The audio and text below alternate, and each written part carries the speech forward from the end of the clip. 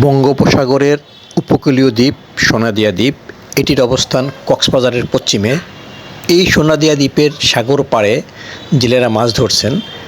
এই যে জালটি, এইসব জালের কারণে কিন্তু সমুদ্রের মৎস্য শিল্পটা ধ্বংস হচ্ছে, মাছের বংশ ধ্বংস হচ্ছে। কারণ এই জালগুলোর ঘর এতই ছোটো যে ছোটো পোনা ডিম পর্যন্ত বেরিয়ে যেতে পারে না, যে কারণে এখানে জালগুলো মাছকে ধ্বংস করে, মাছের পোনা ধ্বংস করে। জেলেরা ছোটো মাছ বড় মাছ সব একসাথে ধরে এই জাল দিয়ে।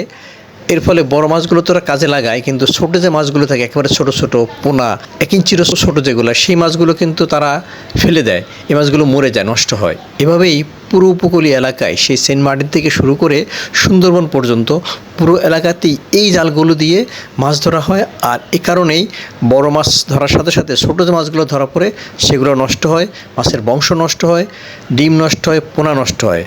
কর্তৃপক্ষ যদি এই জালগুলোর বিপক্ষে যথাযথ ব্যবস্থা না নেন, তাহলে একসময় কিন্তু বঙ্গোপসাগর মৎস্যশূন্য হয়ে পড়বে। এতে কিন্তু ভুক্তভোগী হবেন এই সাধারণ জেলেরা, যারা এখন সামান্য লোভে পড়ে এই মারাত্মক ভুলটি করছেন।